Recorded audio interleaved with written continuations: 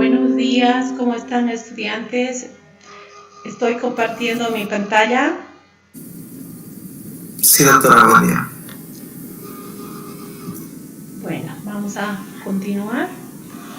Tal vez hacer un pequeño resumen en relación a lo que hemos hablado sobre los pasos que sigue cada uno de los sustratos gluconeogénicos, y de inicio hemos hablado sobre el ciclo de Cori, que en este caso comprende la producción de lactato a partir de eritrocitos en el músculo en ejercicio intenso principalmente, es decir, que se está llevando a cabo la gluconeogénesis, ¿no? En los eritrocitos, porque no tienen mitocondria y es la vía que soporta a estas células, y en el músculo porque el ejercicio intenso está generando hipoxemias, y en hipoxemia se bloquea la cadena, se bloquea el ciclo de Krebs, y esto va a activar solamente la producción de energía a través de la vía glucolítica, y el producto para transformar piruvato en lactato hace de que en esta reacción la enzima lactato deshidrogenasa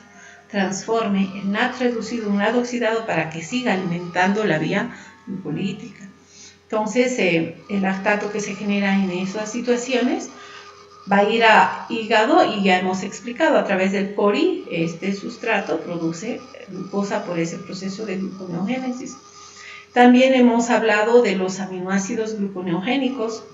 Hemos explicado que hay varios, pero dentro de estos principalmente la alanina, la glutamina, le sigue el aspartato. ¿Por qué? Porque esos a través de los procesos de transaminación se generan y van a producir, como ya hemos explicado en la clase anterior, glucosa, ¿no? Siempre en el hígado o en el riñón, que también se lleva a cabo, ¿no?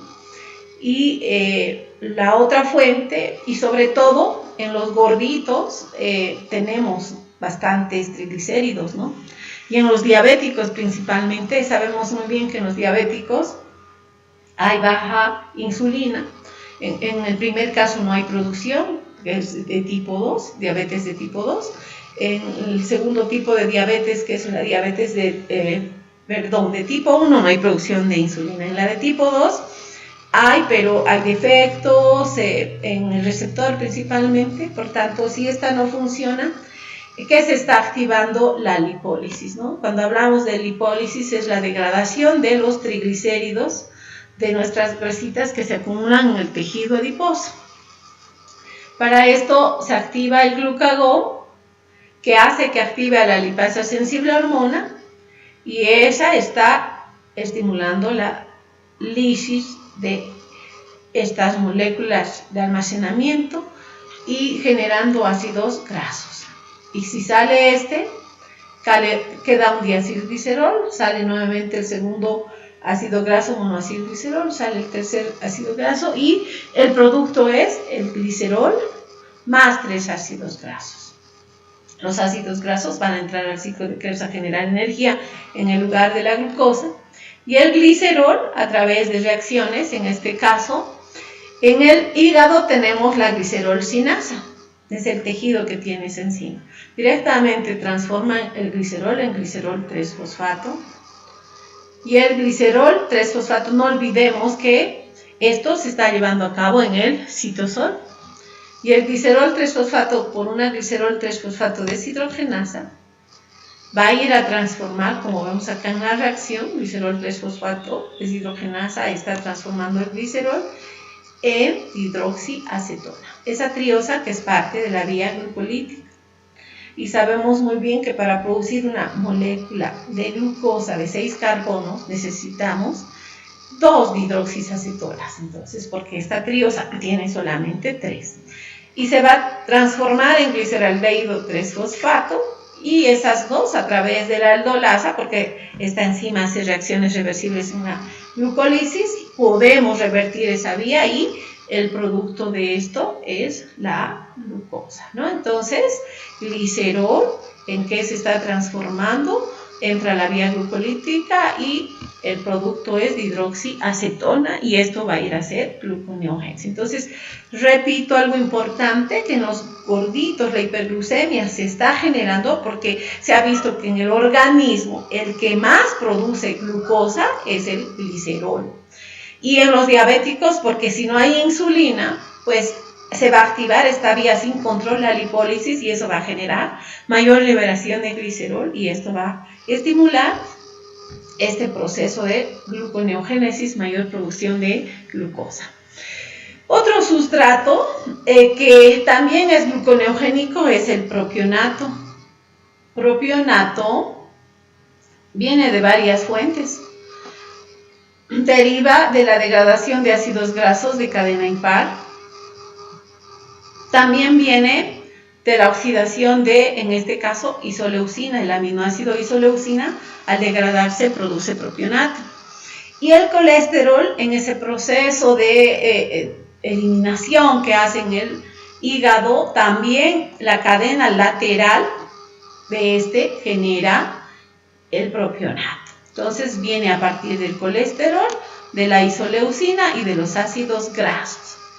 Y esta molécula, en ese proceso de transformación, se transforma en succinilcoenzima A, que es parte del ciclo de Krebs. Es un intermediario, por eso decíamos los intermediarios del ciclo de Krebs son gluconeogénicos, ¿no? Y esta molécula va a ir a incrementar los niveles de oxalacetato, eso inhibe el ciclo de Krebs y oxalacetato sale como malato, como ya hemos explicado, a hacer ese proceso gluconeogénico. Esta molécula en el primer paso necesita activarse y eso va a permitir que se una a la coenzima A través de una acilcoenzima A sintasa.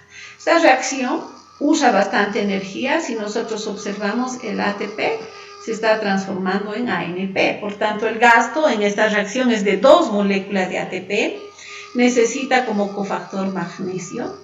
¿Y eso qué está haciendo? Que esta molécula una acá la coenzima A y se transforme en propionilcoenzima A, como vemos acá, ¿no es cierto? Está uniendo entonces esta molécula y se transforma en propionilcoenzima A. Luego, esta molécula, si nosotros observamos a nivel de este carbono, está incorporando una molécula de carbono y entra como dióxido de carbono. Esta reacción también necesita agua y una vitamina, que es la biotina. No olvidemos que esta vitamina, lo que ya hemos visto, participa en esas reacciones de carboxilación y es una coenzima de las carboxilasas, en este caso de la propionilcoenzima A carboxilasa. Nuevamente, esta reacción necesita una molécula de ATP, por tanto, el producto va a ser ADP más fósforo inorgánico. ¿Qué molécula se está generando? Dimetilmalonilcoenzima A, ¿sí? Esta molécula va a isomerizar este grupo carboxilo, va a ser transferido al lado izquierdo y se está transformando en una forma L, isómero L-metilmalonilcoenzima. Y a través de una mutasa, ¿qué es lo que está haciendo esta reacción? Haciendo de que este carbono, como grupo carboxilo, sea transferido a esta posición. Y finalmente esto, ¿qué molécula está produciendo? Ese intermediario del ciclo de Krebs, que es succinilcoenzima. ¿A través de qué enzima? Metilmalonilcoenzima A mutasa. Y esta reacción necesita la vitamina B12. Entonces, cuando propionato hace gluconeogénesis en nuestro organismo, utiliza varias vitaminas este proceso, ¿no? La vitamina B5, que genera coenzima A, la biotina, la BH, y la B12 para hacer esos procesos de activar a esas enzimas que se encargan de transformar el propionato en succinilcoenzima. Ya estando esta molécula en el ciclo de Krebs, incrementa las concentraciones de esta y también de oxalacetato y estimula la gluconeogénesis. Hemos explicado anteriormente que los triglicéridos se degradan produciendo ácidos grasos y glicerol. De esta parte, lo que va a ir a hacer gluconeogénesis, como ya explicamos anteriormente, va a ser el glicerol.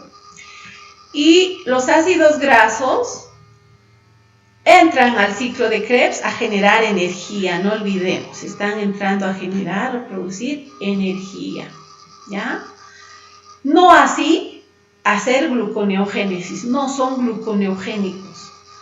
Solamente los que van a participar en ese proceso gluconeogénico van a ser los ácidos grasos de cadena impar, como ya explicamos hace rato, porque estos producen este intermediario succinilcoenzima. Entonces, la beta-oxidación genera acetilcoenzima A, esta entra al ciclo de Krebs a generar ¿qué? Energía y esos procesos de descarboxilación. Entonces, los ácidos grasos en realidad no pueden sintetizar glucosa porque van a ir a generar energía a esta vía central del metabolismo. Bueno, hasta ahí hemos hablado de cómo esos intermediarios, esos sustratos que derivan de diferentes fuentes, generan la glucosa en situaciones de ayuno, cuando el organismo requiere para que el hígado aporte y mantenga esos niveles de glucosa en estas situaciones de ayuno y lleve a esos tejidos glucodependientes. Entonces vamos a hablar de ese proceso, de cómo se regula esta vía, la gluconeogénesis. Hay enzimas que son clave, en este caso la piruvato carboxilasa, la fosfenol piruvato carboxicinasa, la fructosa 1,6-bifosfatasa y la glucosa 6-fosfatasa, que en realidad son enzimas específicas de la gluconeogénesis que están haciendo la reversión de esas reacciones irreversibles en la glucólisis, porque sabemos muy bien que esta vía hace la inversa de la vía glucolítica, ¿no? Entonces, son esas las que van a regular este proceso. Y como toda enzima que regula este proceso, pues va a tener un mecanismo de regulación alostérico. Sabemos muy bien cuando decimos alostérico, estas proteínas cambian de forma. Se pueden encontrar en dos estados, el estado tenso y el estado relajado. El tenso no fija el sustrato, por tanto no tiene actividad catalítica, en cambio la forma relajada sí. Y estas proteínas también en el estado relajado que hacen fosforilación. O algunas, como la fosfatasa que genera la insulina, ¿qué es lo que está haciendo? Desfosforilando. Por tanto, esta forma relajada va a pasar a la forma tensa y esta enzima va a ser inactiva. Y ese proceso de fosforilación hacen las hormonas, principalmente el glucagón, la adrenalina, vía AMP cíclico. Y luego vamos a explicar un poquito más a detalle cómo regulan estas hormonas los niveles de glucosa en sangre, activando o inhibiendo varios mecanismos, en este caso varias vías, ¿no? Pueden activar en algunos casos o inhibir. Si recordamos, esta enzima, la piruvato carboxilasa, lo que hace es transformar el piruvato en oxalacetato, ¿no? Piruvato carboxilasa. Para eso necesita ATP, necesita dióxido de carbono, y si se incrementan los niveles de oxalacetato en el ciclo de Krebs, esto va a derivar ¿a qué? A ese proceso de gluconeogénesis, a producir glucosa, a incrementar los niveles de glucosa, ¿sí? ¿Y cómo se regula esta? Por esta molécula, acetilcoenzima A. Los ácidos grasos indirectamente están activando esto, porque hace rato dijimos, los ácidos grasos, cuando se degradan, ¿qué incrementan? Acetilcoenzima A. Y esta va a ir a activar a esta enzima, que es parte de esta vía, la gluconeogénesis, a la piruvato carboxilasa. Pero también inhibe, si recordamos, a la piruvato deshidrogenasa. En la mitocondria, cuando ingresa el piruvato a este organelo, la enzima que transforma en acetilcoenzima A para que después ingrese al ciclo de Krebs es la piruvato deshidrogenasa. Y su producto inhibe esta enzima. ¿De quién estoy hablando? De la acetilcoenzima. Entonces, en esta situación, acetilcoenzima está haciendo la inhibición de la piruvato deshidrogenasa y haciendo que piruvato entre a esa vía, a la gluconeogénesis, ¿sí? Y también acetilcoenzima al mismo tiempo, al inhibir la piruvato deshidrogenasa, pues está permitiendo que piruvato ingrese a la gluconeogénesis. Cuando se incrementan de igual manera la alanina, la glutamina principalmente, cuando va a ir a hacer gluconeogénesis, se va a transformar en glutamato. Glutamato entra ¿dónde? Al ciclo de Krebs, produciendo alfa-cetoglutarato, y esto que está yendo a incrementar las concentraciones en el ciclo de Krebs de oxalacetato, y esto estimula la gluconeogénesis. En el caso de por qué la alanina estimula este proceso, porque sabemos muy bien que alanina se transforma por transaminación en piruvato. Entonces, si este aminoácido está en elevadas concentraciones, va a incrementar la concentración de piruvato y piruvato va a ir a hacer gluconeogénesis. Otra hormona, estos procesos prácticamente de activación se dan a través del glucagón, ¿cierto? Y el cortisol va a ser una hormona que va a ir a aumentar esa disponibilidad de los sustratos, principalmente de los aminoácidos. ¿Por qué? Porque esta hormona en la expresión genética que regula va a estimular a las transaminasas. Y en este caso estamos hablando de alanino-aminotransferasa, esa transaminasa que transforma alanina en piruvato o piruvato en alanina. Y de esa manera, cortisol también activa la gluconeogénesis. La segunda enzima que regula este proceso es fosfenol piruvato carboxisinasa. Si recordamos que hacía esta enzima en el citosol, porque no sale oxalacetato de la mitocondria como oxalacetato, sino como malato, y malato en el citosol se vuelve a transformar en oxalacetato por la malato deshidrogenasa. Entonces, la otra reacción que va a hacer de que oxalacetato se transforme en fosfenol piruvato va a ser la enzima fosfenol piruvato carboxisinasa. Esta enzima necesita de un cofactor y en este caso es el magnesio. Entonces, elevadas concentraciones de magnesio van a activar esta enzima. También necesita GTP, esa molécula energética. Como vemos que va a ir a fosforilar a este nivel, se va a unir un fosfato. Y además, este proceso dice fosfenol piruvato carboxisinasa. ¿Qué está haciendo esta reacción? Está llevando a cabo un proceso de descarboxilación. Aquí esto se elimina como dióxido de carbono. Y eso es lo que vemos acá. Está saliendo el dióxido de carbono y el producto de esto entonces va a ser la fosforilación a este nivel que genera el GTP. Y este GTP, ¿de dónde viene? Del ciclo de Krebs, a través de la reacción de succinilcoenzima a succinato.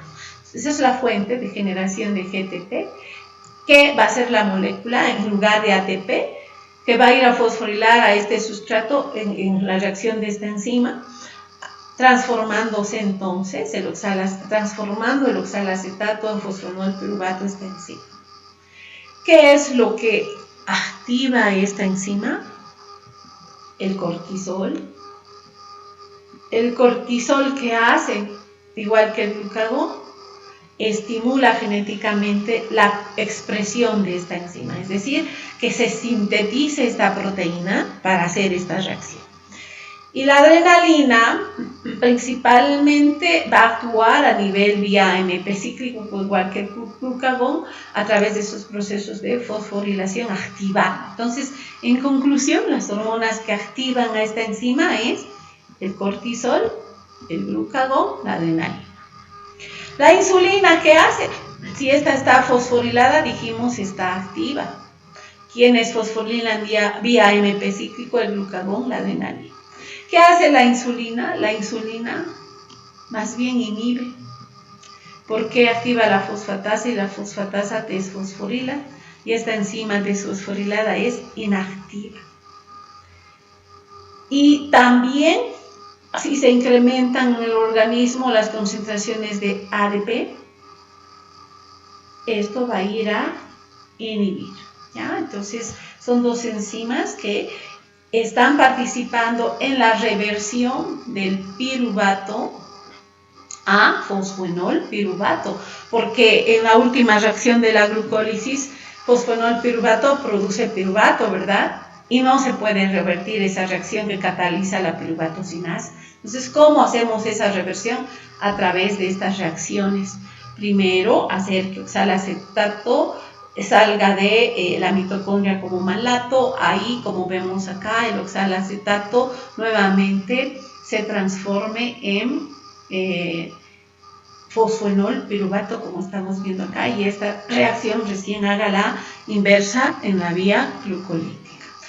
El segundo rodeo es la fructosa 1,6-bifosfatasa, como ya explicamos en esta vía, que en realidad está haciendo la reacción inversa que cataliza la fosfofructosinasa 1, ¿no? Que hace la reacción de transformar fructosa 6-fosfato en fructosa 1,6-bifosfato. Como es irreversible, necesitamos el concurso de esta enzima, que es una fosfatasa, fructosa 1,6-fosfatasa. ¿Qué es lo que hace esta?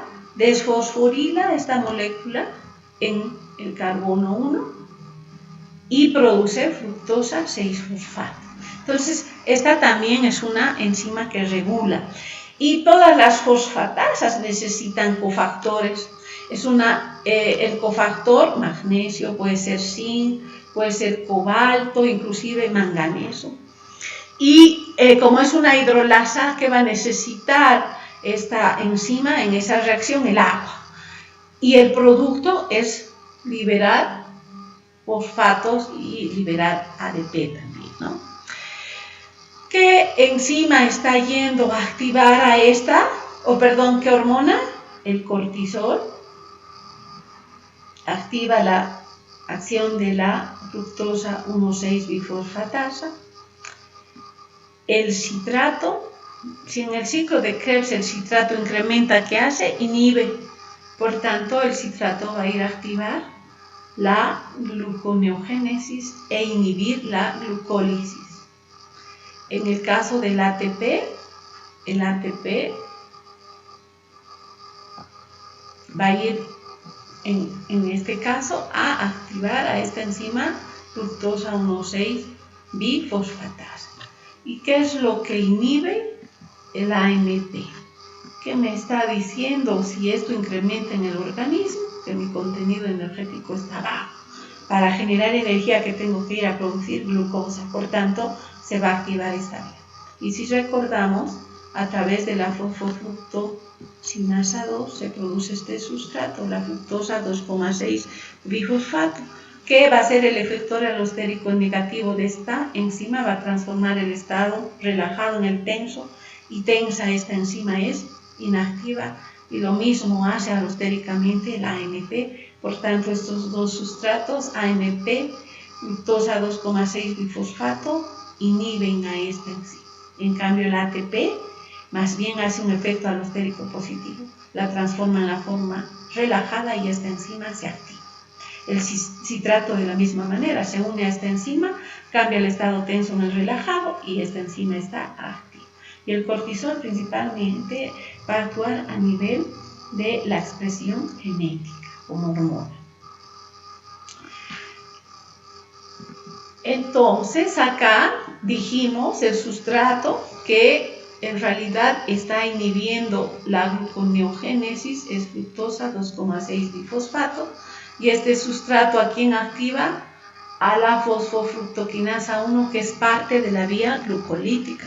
Por tanto, si esto incrementa, ¿qué está yendo a hacer?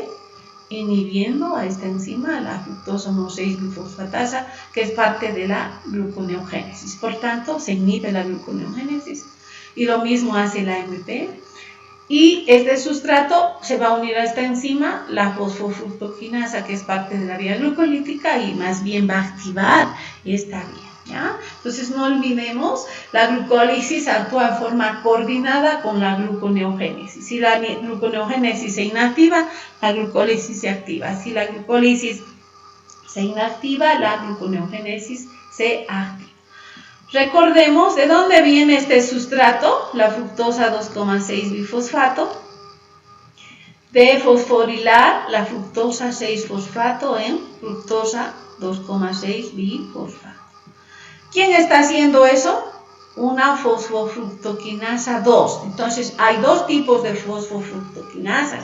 La 1, que participa en la transformación de fructosa 6-fosfato a fructosa 1,6-bifosfato, que es parte de la vía glucolítica. Y la 2, que transforma esta molécula, fructosa 6-fosfato, actúa sobre el mismo sustrato, pero el producto es diferente. Es la fructosa 2,6-bifosfato. Y esta molécula puede disminuir, porque hemos dicho aquí incrementa en su concentración, inhibe esto. ¿Cómo disminuye esta molécula? A través de una fosfatasa, la fructosa 2,6-bifosfatasa. Lo que hace es transformar esa fructosa 2,6-bifosfato en fructosa 6-fosfato. Entonces, ¿qué está haciendo esta enzima, esta fosfatasa? Desfosforilando y bajando las concentraciones de fructosa 2,6-bifosfato. Por tanto, esto más bien, como no hay fructosa, no va a haber inhibición y está yendo a activar la gluconeogénesis. Entonces, a nivel hormonal, esta enzima, la fructosa 1,6-bifosfatasa, se regula principalmente a través del glucagón. Sabemos muy bien que el glucagón vía AMP cíclico, ¿qué es lo que va a ir a hacer? Procesos de fosforilación. Esto activa la proteína quinasa A y la proteína quinasa A va a ir a hacer procesos de fosforilación. ¿Sí? Y sus blancos de esta enzima,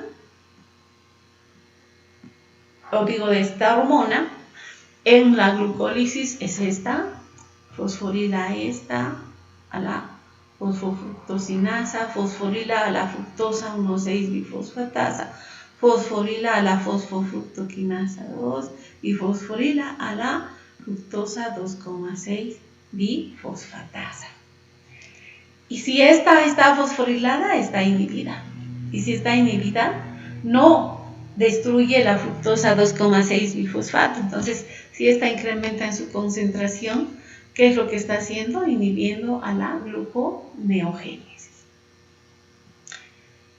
Y entonces, de esa manera, el glucagón está inhibiendo la glucólisis y está activando la gluconeogénesis.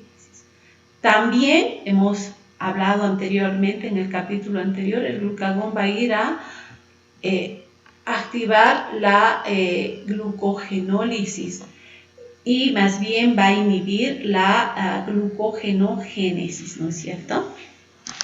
Y en este caso está activando la gluconeogénesis. Simplemente acá ya hemos explicado los efectos alostéricos, es indicar que si la vía glucolítica está activa, la gluconeogénesis está inactiva. Y todo lo que activa en la glucólisis, no es casi todo, pero una gran parte, lo que va a ir a hacer acá es inhibir. Vemos acá la fructosa 2,6-bifosfato, como ya explicamos anteriormente, activa la glucólisis, en cambio inhibe la gluconeogénesis. El AMP activa la glucólisis, en el caso de la gluconeogénesis inhibe. Al contrario, el glucagón, ¿qué es lo que está haciendo con la glucólisis? Inhibiendo. ¿Qué está haciendo con la gluconeogénesis? Activando.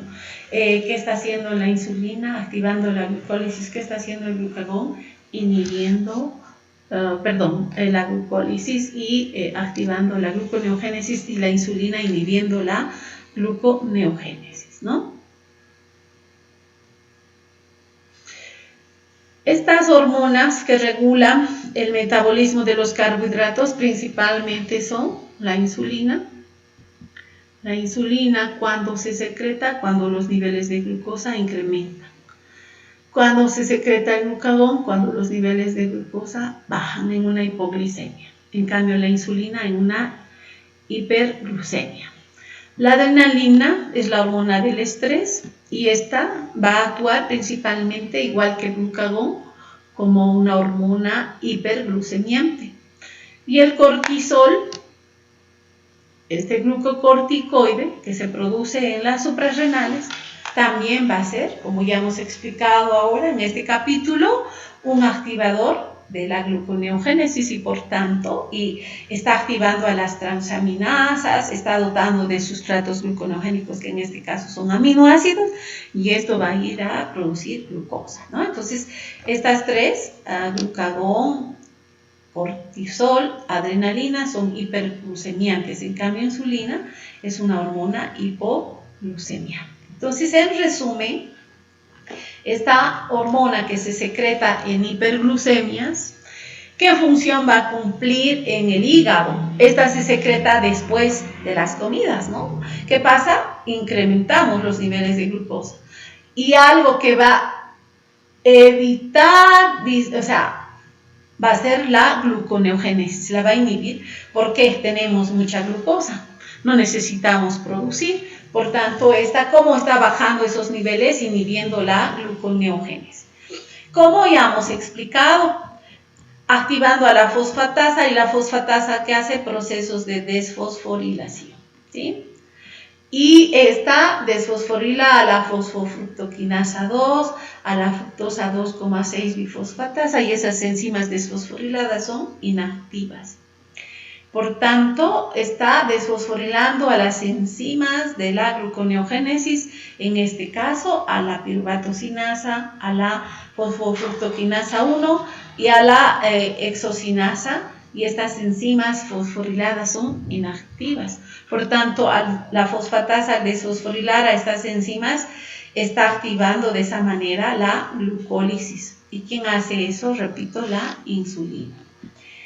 Pone en marcha entonces la actividad de la fosfofructoquinasa 2, aumenta la fructosa 2,6 bifosfato y eso va a activar a la fosfofructocinasa 1 y va a inhibir a la, como ya dijimos anteriormente, a la fructosa 1,6 bifosfatasa, ¿sí?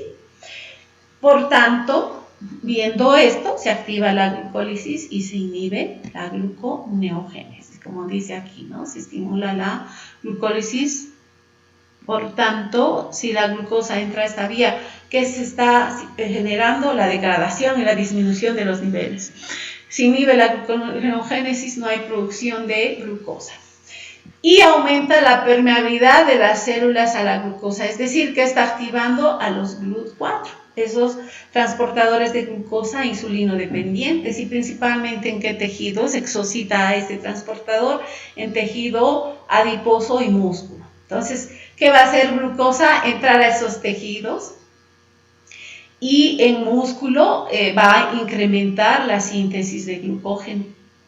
También la síntesis de ácidos grasos y generar triglicéridos en el tejido adiposo, porque la glucosa va a entrar a este tejido y en este tejido se va a estimular la lipogénesis, ¿no?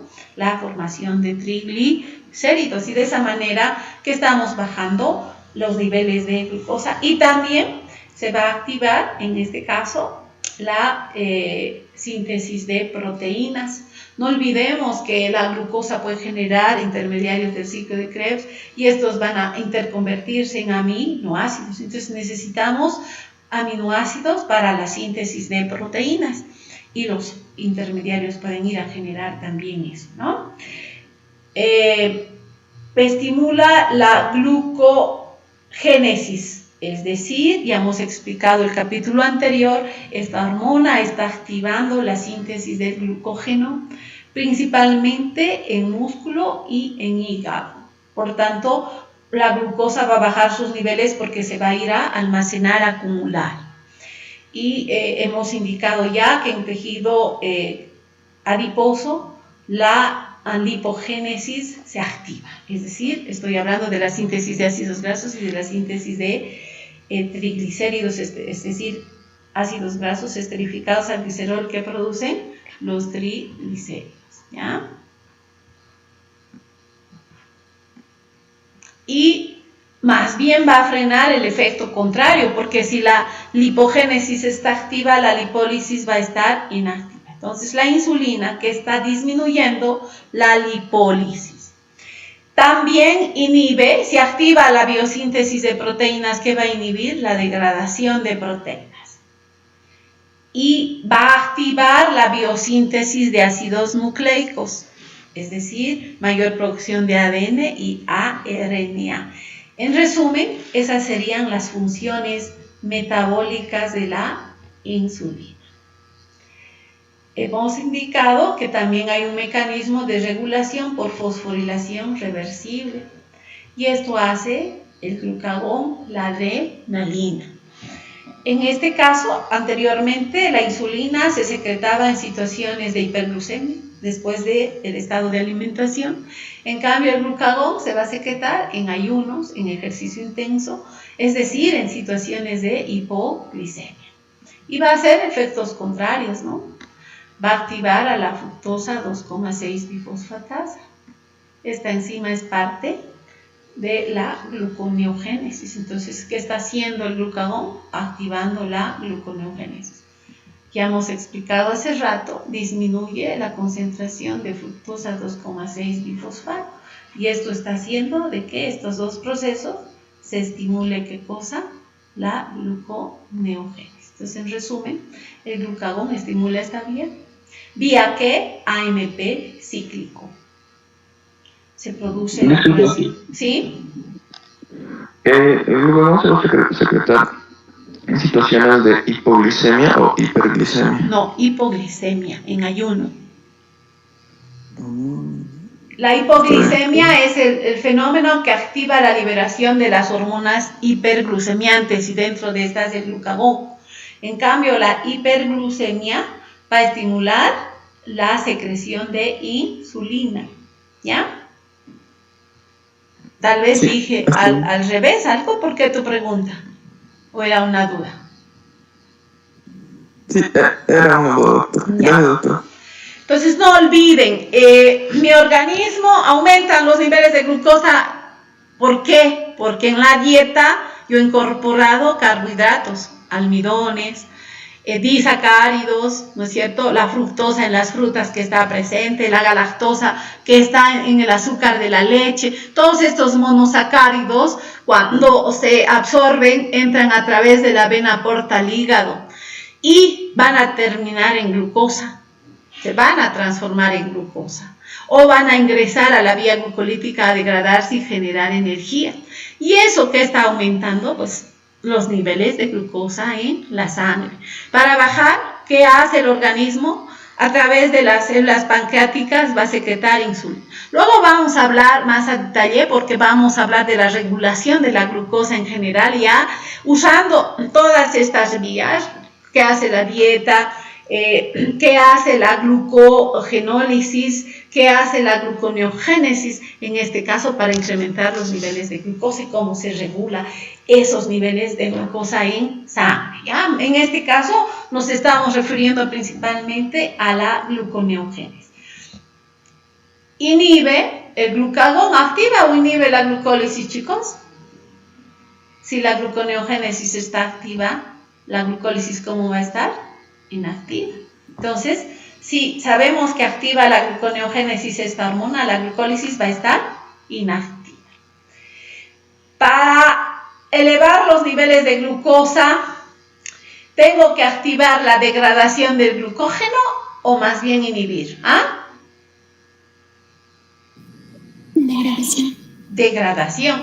Entonces, por lógica, ¿no? El glucagón que está haciendo, estimulando la glucogenólisis. Y si esta está activa, la glucogenogénesis o la glucogénesis, ¿cómo está? Inactiva. Entonces, el glucagón inhibe la síntesis del glucógeno y activa la degradación. Y de esa manera que está aumentando los niveles de glucosa en sangre, ¿verdad? Para contrarrestar esa hipoglicemia que se está generando en el organismo. Y otro proceso que hace el glucagón es activar a la lipasa sensible a hormona. Esta enzima, ¿qué hace? Degrada en el tejido adiposo triglicéridos. Entonces, eso está liberando glicerol, y el glicerol, ¿qué va a ir a hacer? Gluconeogénesis, y los ácidos grasos van a entrar como energía en el lugar de glucosa. Entonces, de esa manera, estos procesos se están elevando los niveles de glucosa en sangre. Y la adrenalina tiene un efecto parecido al glucagón. Cuando secretamos esta hormona en estrés agudo, en situaciones de hipoglicemia, para contrarrestar ese proceso y generar, en este caso, son las hormonas de la antiestrés, ¿no? En realidad, porque en el estrés generamos esto, y ese fenómeno va a ir a producir hiperglucemias. Entonces, la liberación de adrenalina, igual que el glucagón, es una hormona hiperglucemiante. ¿Por qué? Porque también, igual que el glucagón, cuando se une a su receptor, en este caso va a ser al receptor beta, va a activar la adenilactosiclasa, eso produce AMP cíclico, eso activa la proteína quinasa A, y quinasa A está yendo a fosforilar. En este caso, ¿a qué enzimas fosforila? A las enzimas claves de la gluconeogénesis. Me refiero a la glucosa 6-fosfatasa, a la fructosa 1,6-bifosfatasa, fosfonol piruvato carboxicinasa, y esto está generando, ¿qué cosa? La activación de la gluconeogénesis. Pero a nivel de músculo, ¿qué es lo que hace esta hormona? Tiene receptores a nivel de músculo, y va a ir a hacer de que se degrade las grasas, porque activa a la lipasa sensible a hormona, y esta va a ir a degradar triglicéridos y tejido adiposo, que está generando glicerol. Envía al hígado para que acá se transforme en glucosa por este proceso de gluconeogénesis. El hígado use los ácidos grasos como fuente de energía. Entonces, de esa manera, la adrenalina también está activando la gluconeogénesis y activando o estimulando la glucogenólisis, e inhibiendo más bien la síntesis del glucógeno. Por tanto, en conclusión, esta hormona es también una hormona hiperglucemiante. Y el cortisol, ya hemos hablado, cómo incrementa la gluconeogénesis a través de, estimula, incrementa, ¿no? Como en hígado principalmente, porque es ahí donde se lleva a cabo, y en el riñón. Y en hígado esta hormona lo que va a hacer es incrementar la síntesis de aminotransferasas, es decir, esas transaminasas, ¿no? Que en este caso, si transamino piruvato, ¿qué estoy generando? Alanina. Si transamino el oxalacetato, ¿qué estoy generando? Aspartato.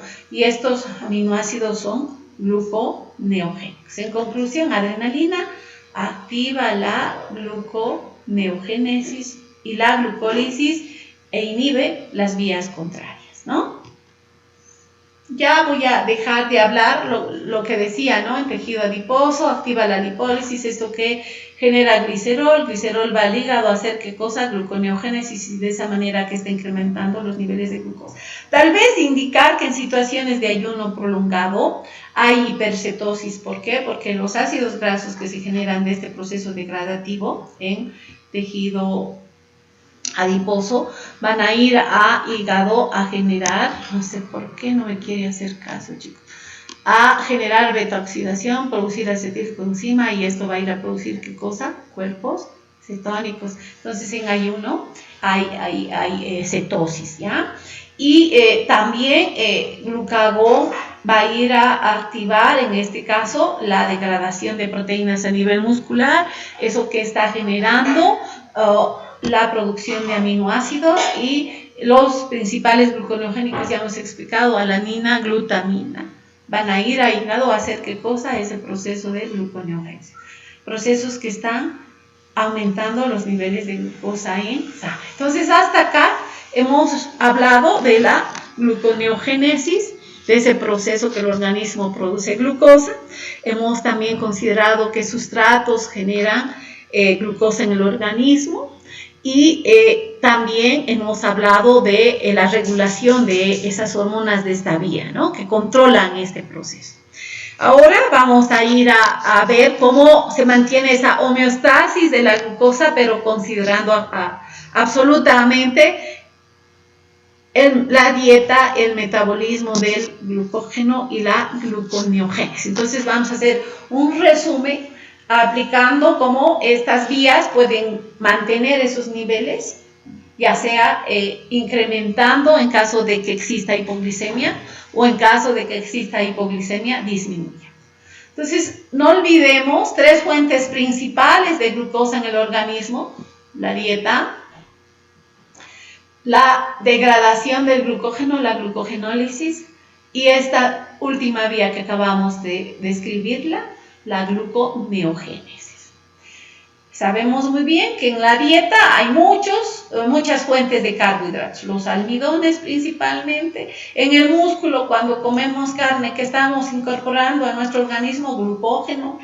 En las papas, el camote, etcétera, son fuentes ricas de carbohidratos, almidones en este caso.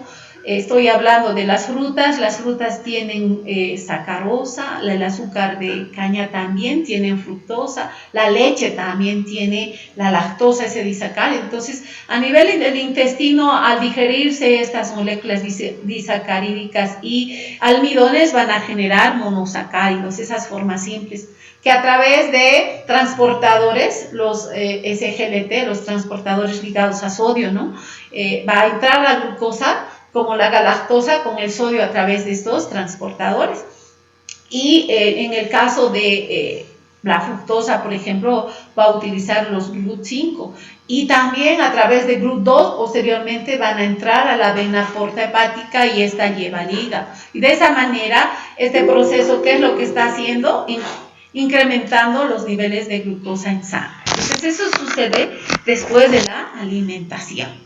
Y más o menos esto va a mantener esos niveles a la hora ya elevados, ¿no? Elevados los niveles, pero a la hora 2 horas bajan y disminuyen y deben estar menor a 140 miligramos por decilitro esos niveles de glucosa en sangre. ¿Y eso quién hace? La insulina, ¿no es cierto? Entonces, sabemos muy bien que si estoy en estado de ayuno, no estoy en estado de alimentación, no tengo glucosa de la dieta y por tanto necesito generar esa glucosa porque esos tejidos glucodependientes van a usar esta molécula. ¿Y cuál es la fuente? La degradación del glucógeno, la glucogenólisis. Y la otra, la que acabamos de explicar, pues piruvato, que viene en este caso de la degradación de aminoácidos, lactato de la glucólisis anaerobia, glicerol de la degradación de triglicéridos y propionato de la degradación de isoleucina de la cadena lateral del colesterol, de los ácidos grasos de cadena impar, pues van a ir a hacer ese proceso de gluconeogénesis, ¿sí? De acuerdo a la Organización Mundial de la Salud, actualmente los valores de glucosa deben estar entre 70 a 95 miligramos por decilitro. Entonces, en este caso estamos hablando de normoglicemia. Nuestra glucosa está en los niveles adecuados. ¿Qué pasa si se incrementa y está más de 95? ¿Superior? ¿De qué hablamos, chicos? Hiperglucemia. Si este valor está menor a 65, de acuerdo a la Organización Mundial de la Salud, dice que es hipoglucemia. Debo recalcar que el doctor González les ha dado valores de 70 a 110, imagino, ¿no? Normalmente se maneja así. Yo estoy explicando acá que actualmente la Organización Mundial de la Salud nos da esos valores de glucemia basales, ¿ya? Entonces, sabemos muy bien que cuando nosotros consumimos a través de la dieta estos carbohidratos, pues ya he explicado, a través de los transportadores en el intestino se absorben, estos se dirigen a la vena porta y ¿dónde van a ir? Al hígado. Entonces, ¿esto qué está haciendo? Incrementando los niveles de glucosa, ¿no? ¿Y qué va a ir a hacer hígado para bajar? Va a ir a almacenar en forma de glucógeno, va a estimular la síntesis de glucógeno. Puede ir a hacer que transporte esta glucosa a otros tejidos, a músculo, a tejido adiposo, y ahí en tejido adiposo la glucosa va a ir a almacenarse en forma de ¿qué? De triglicéridos. Esterificados esos ácidos grasos a partir de glucosa con el glicerol, entonces en tejido adiposo, ¿qué están yendo a producir? Triglicéridos. Y a nivel muscular, pues se va a activar la síntesis de proteínas. ¿Esto quién está haciendo, chicos? ¿Qué hormona está generando estos procesos en hígado? Síntesis de glucógeno, síntesis de triglicéridos en tejido adiposo, síntesis de proteínas principalmente a nivel muscular. ¿Qué hormona está haciendo?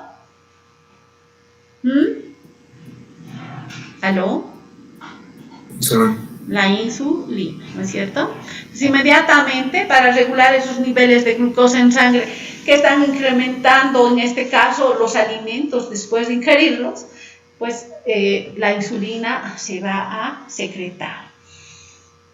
No olvidemos que es importante mantener esos niveles estrechos, que son de 65 a 95 miligramos por decilitro, pero si yo expreso, porque actualmente estamos entrando en usar estas unidades, ¿no? En milimoles por litro, esos valores son de 4,5 a 5,5.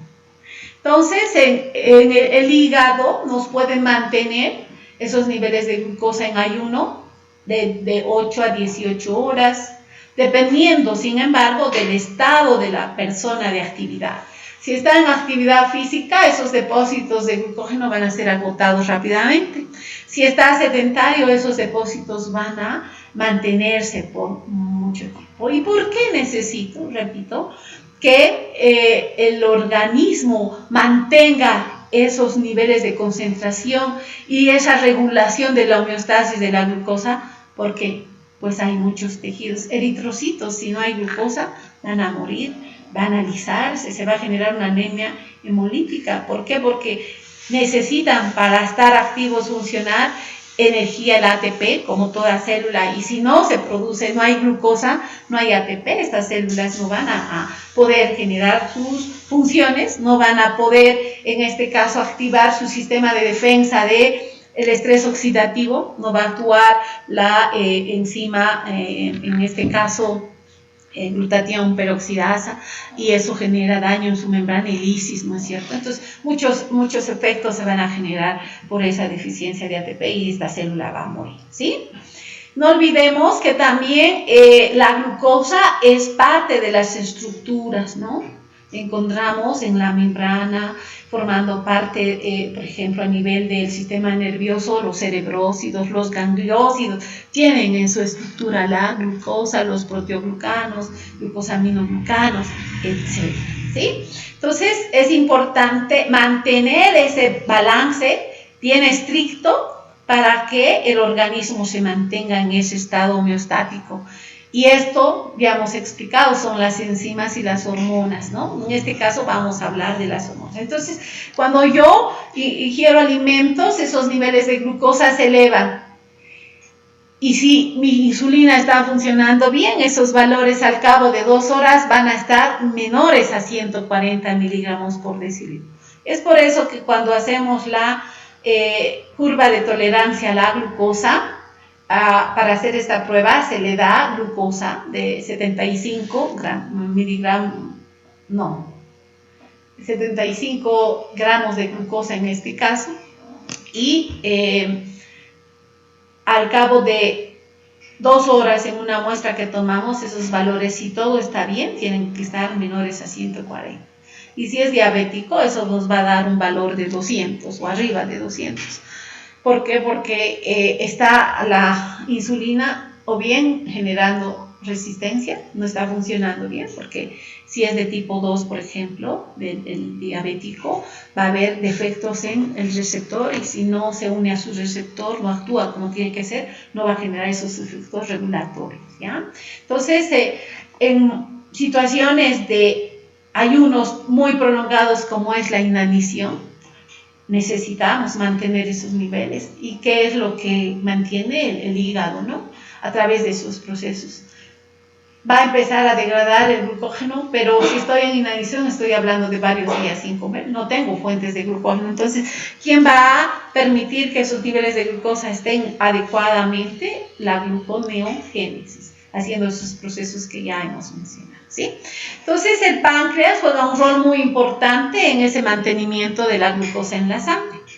Sabemos muy bien que los islotes pancreáticos secretan, ¿no?, hormonas, las células alfa-glucagón, las células beta-insulina, las células delta, somatostatina, y las células PP, el péptido pancreático. Insulina, ya sabemos, hormona anabólica, que es lo que activa la biosíntesis de glucógeno, biosíntesis de triglicéridos, biosíntesis de proteínas, ¿ya? En cambio, el glucagón más bien es una hormona catabólica que activa la degradación del glucógeno, la degradación de los triglicéridos, la degradación de las proteínas, ¿ya? Entonces, acá tenemos la estructura del páncreas, y esto de acá, las células de Langerhans. Estas que están en celestito son las células beta, por tanto, estas que están secretando la insulina. Estas que están de azul son las células alfa, son las secretoras de glucagón, y estas que están de medio lila, ay, ¿qué me pasa? Esto no da. De medio lila son las células delta, y que secretan somatostatina. No olvidemos que la somatostatina lo que hace es evitar la secreción tanto de insulina como de glucagón. A nivel de páncreas, esta hormona está evitando la secreción de estas dos hormonas. Entonces, tanto la insulina como el glucagón y la somatostatina son proteínas, ¿no es cierto? Como proteínas, ¿qué es lo que en realidad va a generar a que mi organismo empiece a producir insulina, esta proteína? La expresión genética, ¿no? Se va a expresar el gen que codifica para la insulina, y esto va a dar lugar a la producción de una proteína.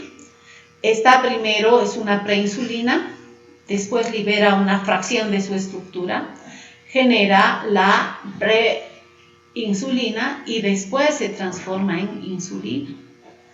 Y esta, a través de vesículas, va a exocitarse del páncreas para que vaya a generar su efecto en las diferentes células uniéndose a su receptor, ¿ya? Entonces, sabemos muy bien que la síntesis de proteínas, ¿dónde se lleva a cabo? En los ribosomas. Este organelo utiliza entonces el ARN mensajero, porque es el que va a tener la secuencia que codificaba su gen cuando sea transcrito, a quien transfiere esa información genética al ARN mensajero, y este va a llevar esa información a los ribosomas para hacer la síntesis de proteínas. En este caso estamos hablando de la insulina. Esta proinsulina tiene 109 aminoácidos, va a liberar una fracción y va a quedar con 24 como proinsulina, ¿ya? Y posteriormente va a seguir liberando 33 aminoácidos, que es el péptido C, y queda esta proteína con 51 aminoácidos, ¿ya? Y en este caso, ¿quién es? La insulina, la forma G. Entonces, no olvidemos que las proteínas tienen que sufrir efectos post-traduccionales y generar esas modificaciones para después transformarse en proteínas activas, ¿no? Entonces, estas cadenas que conforman esos 51 aminoácidos son dos. La más chiquitita es la cadena alfa, la más grande la cadena beta. La cadena alfa tiene 21 aminoácidos, la cadena beta tiene 30. Y fijémonos, hay puentes de azufre. Entonces acá hay una cisteína que se está uniendo con esta otra cisteína de esta región de la cadena, y se está formando puentes disulfuro intracatenarios, intercadena.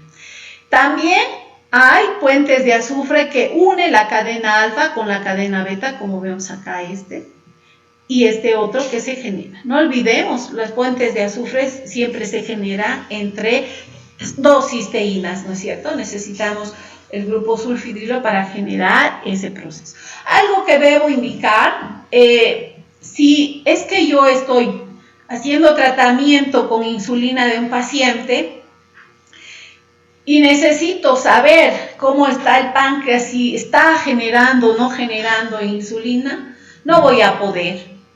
¿Por qué? Porque ese paciente está recibiendo exógenamente insulina como tratamiento. Estoy hablando del diabético tipo 1. En esas situaciones, el elemento o el fragmento que hay que valorar es este péptido, el péptido C, porque la proinsulina, hemos indicado, tiene este péptido C, tiene esta cadena alfa que es la más chiquitita y tiene esta cadena beta. Entonces, el examen que en esta situación se debe solicitar es de cuantificación del péptido C, ese péptido de 33 aminoácidos que nos va a servir para evaluar que el paciente esté o no liberando insulina en su páncreas. ¿Por qué? Porque esa concentración de péptido C que tiene ese paciente va a corresponder a la concentración de insulina que está produciendo su páncreas, porque estamos viendo esa hormona como proinsulina libera péptido C y también libera insulina. Entonces, es una manera de que nosotros podamos evaluar si el páncreas en ese paciente que está haciendo tratamiento con insulina produce o no produce, o qué concentración de insulina está generando, ¿ya? La glucosa, cuando nosotros estamos, decíamos, en una situación de alimentación, se incrementa en la sangre, ¿no es cierto? Por tanto, el páncreas inmediatamente tiene que secretar insulina para hacer esos efectos de incrementar la glucólisis, degradar glucosa, bajar los niveles, almacenar como glucógeno, almacenar como triglicéridos, estimular la síntesis de proteínas y de esa manera estamos bajando los niveles de glucosa. ¿Qué es lo que genera ese proceso de exocitar a nivel de las células beta la insulina? Es el incremento de glucosa. Suben los niveles de glucosa después de la alimentación, inmediatamente el páncreas va a secretar esta hormona a través de este mecanismo. Esa glucosa incrementada en una concentración de 17 milimolar va a hacer que a través de los GLUT2, este es ese transportador que está a nivel de páncreas, entre la glucosa. Porque si no está en esa concentración no va a entrar, ¿ya? ¿Y a qué vías entra? A la glucólisis, al ciclo de Krebs, y eso ¿qué está elevando? La concentración de ATP, ¿sí? Si el ATP incrementa, va a ir a bloquear este canal de potasio ATP. Si se bloquea ese canal, no va a haber salida de potasio. Entonces, ¿qué estoy incrementando aquí? Los potasios que tienen que carga positiva. Y ojo, entonces esto va a generar una despolarización en esas células beta. Se despolariza la membrana y esto está permitiendo, ¿qué cosa? La entrada de calcio. Sabemos muy bien, calcio, hemos hablado ya en metabolismo del glucógeno. ¿Qué función cumple en este caso? Estimular muchas cosas. A nivel cerebral hace lo mismo, chicos, con los neurotransmisores. Calcio se incrementa y los neurotransmisores se van a exocitar, en este caso la insulina. Pero calcio, ¿qué función está cumpliendo? Ese efecto alostérico, de cambiar la conformación de esas proteínas contráctiles. Y vía qué cosa estas proteínas se van a activar para contraerse, porque para contraerse necesitan fosfato, ¿verdad? Entonces, ahí actúan las incretinas que produce el sistema gástrico, el estómago en algunos casos, y el intestino. Estas incretinas también son hormonas intestinales. Estoy hablando del péptido inhibidor gástrico, el péptido similar al glucagón, y otros que vía AMP cíclico van a incrementar este segundo mensajero. Eso va a ir a activar a la proteína quinasa A, y proteína quinasa A va a ir a fosforilar esas proteínas para que se contraigan. Pero ojo, no lo van a hacer si las proteínas no generan ese efecto de relajación. ¿Y quién hace eso? Es el calcio. Y por tanto, pues esas vesículas que contienen en este caso la insulina en estas células pancreáticas van a ser liberadas, van a ser exocitadas. Y de esa manera que estamos haciendo, elevando los niveles de insulina para que ésta vaya a ir a actuar. ¿Qué es lo que estimula este proceso? Además del calcio, hemos dicho, necesitamos que se genere el ATP, se eleve la glucosa, pues los aminoácidos, cuando incrementan, estimulan ese proceso de exocitosis, de producción de insulina, los cetoácidos, los cuerpos cetónicos, el mismo glucagón. Ya hace rato les expliqué de las incretinas, ¿no? Aquí el péptido like, glucagón y el péptido inhibidor gástrico, ¿no? Este es el péptido similar al glucagón, las secretinas, acetilcolina, también vía AMP cíclico, y los fármacos. En este caso me voy a ir a la gráfica anterior. A nivel de fármacos, los secretagogos de insulina, ¿qué estarían haciendo, chicos? Este mecanismo, ¿no ven? La sulfonilurea, en realidad, ¿qué hace? Bloquea los canales de potasio ATP. Y si bloquea, está activando este proceso y generando la exocitosis de insulina. Por eso decimos que las sulfonilureas son secretagogos de insulina. Y al incrementar los niveles de glucosa, estas moléculas, estos fármacos, ¿qué están haciendo? Pues disminuyendo los niveles de glucosa. Y en este grupo tenemos a las tolbutaminas, las gliburidas, que se usan como drogas en el tratamiento de la diabetes de tipo 2. Las que bloquean, ¿quiénes son? No olvidemos el AMP cíclico, por ejemplo, a nivel de la adrenalina. Cuando se une a sus receptores beta, esto produce AMP cíclico, ¿verdad? Pero cuando se une a sus receptores alfa 2, la adrenalina más bien va a activar a la fosfodiesterasa. Y la fosfodiesterasa, ¿qué está haciendo? Transformando el AMP cíclico en AMP. Es decir, ¿qué está haciendo esa enzima? Destruyendo este segundo mensajero, el AMP cíclico. ¿Ya? Si es así, pues insulina está disminuyendo los niveles, adrenalina, ¿qué está haciendo? Disminuyendo los niveles de AMP cíclico. Lo mismo la noradrenalina, pero ¿a qué tipo de receptor se tiene que unir para hacer ese efecto de hacer que disminuya este segundo mensajero? Alfa 2. Y cuando hablo de la somatostatina, sabemos muy bien que esta hormona que secreta el páncreas inhibe la secreción tanto de insulina como de glucagón, ¿ya? Entonces, ese sería el fenómeno mediante el cual el organismo está incrementando los niveles de insulina. ¿Cómo va a actuar esta proteína para generar esos efectos en las células? Uniéndose a un receptor. Entonces, vamos a tener en el organismo células blanco, por ejemplo, el músculo, los miocitos tienen estos receptores, expresan estos receptores, el tejido adiposo también, el hígado. Entonces, cada célula tiene esas proteínas blanco para poder generar efectos y señalizaciones al interior de estas, ¿no?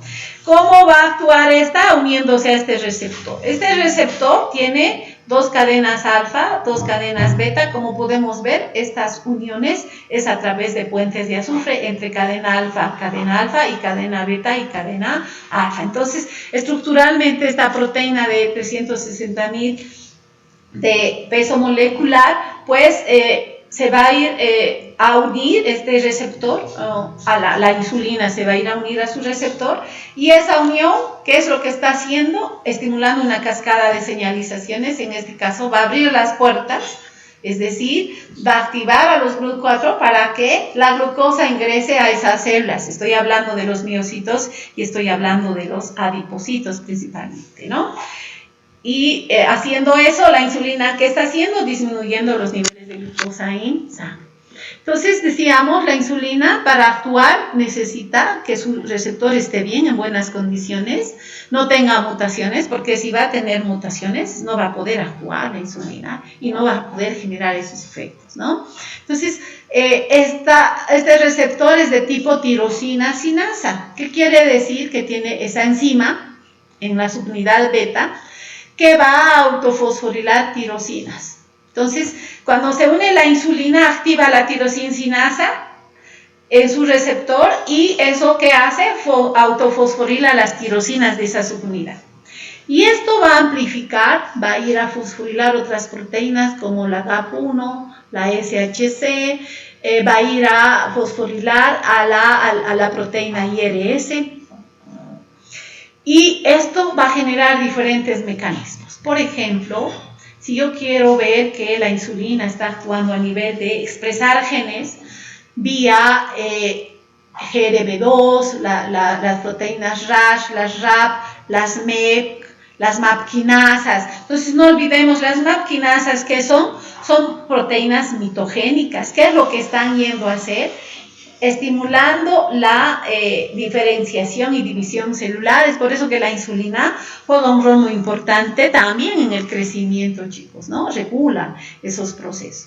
Y a través de las proteínas que en este caso intracelular, nuclearmente se están generando, las IUN, las FOX, las MIC, esto va a ir a actuar a nivel de ¿qué? De los genes, expresando o inhibiendo la producción de proteínas, ¿no? Si un gen se expresa, va a ir a producir proteínas. Más bien, si un gen se reprime, no va a ir a generar proteínas. Y en este caso, va a ir a activar la síntesis de fosfatasas, la síntesis de fosfodiesterasas, de la glucogenosintasa, de la exocinasa, glucosinasa, y esas enzimas que acabo de mencionar en el caso de la glucogenosintasa, ¿qué están yendo a hacer? Síntesis de glucógeno. En el caso de la exocinasa, glucosinasa, ¿qué va a ir a hacer? Glucólisis. ¿Y eso qué está yendo a hacer? Disminuir los niveles de glucosa en sangre. Vemos acá, entonces, es el efecto docking, cuando digo, es autofosforilación de este receptor y la amplificación de procesos de fosforilación y hacer de que estas proteínas fosforiladas se unan y generen cascadas de señalización para ir, por ejemplo, acá este INR va a activar a la fosfoinositol 3 quinasa y esa va a ir a estimular la producción de GLUT4 y además la exocitosis de ese GLUT4 para que las células musculares y adiposas principalmente internalicen la glucosa y de esa manera se bajen los niveles. Entonces, lo que acabo de decir, vamos a explicar acá, resumiendo. Entonces, la insulina al unirse hace una serie de efectos, principalmente a nivel de la expresión genética, va a activar la expresión o la producción de GLUT4 de su propio receptor. Entonces, va a activar ese gen que codifica su receptor, tanto la cadena alfa como la cadena beta, y esto sabemos muy bien, juega un rol muy importante en la señalización de la insulina. Va a ir a activar el receptor de la hormona de crecimiento dependiente de insulina, el IGF-2. Va a ir a activar la expresión de las fosfatasas, de las fosfodiesterasas, del glucagón, de la fosfenol piruvato carboxisinasa, de la exocinasa. Entonces, más de 100 proteínas que en este caso la insulina juega ese rol de a nivel genético producir esa síntesis de proteínas, como ya dijimos, ¿no?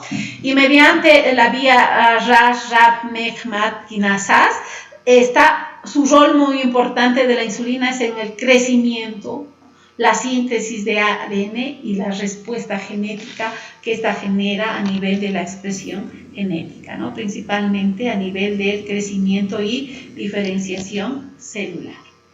Entonces, en el hígado, ¿qué efectos metabólicos genera la insulina? En resumen, la síntesis de glucógeno, la síntesis de proteínas, la síntesis de triglicéridos y algo muy importante en el tejido adiposo y en el tejido muscular está hormona lo que va a hacer primero es estimular la expresión genéticamente de GLUT4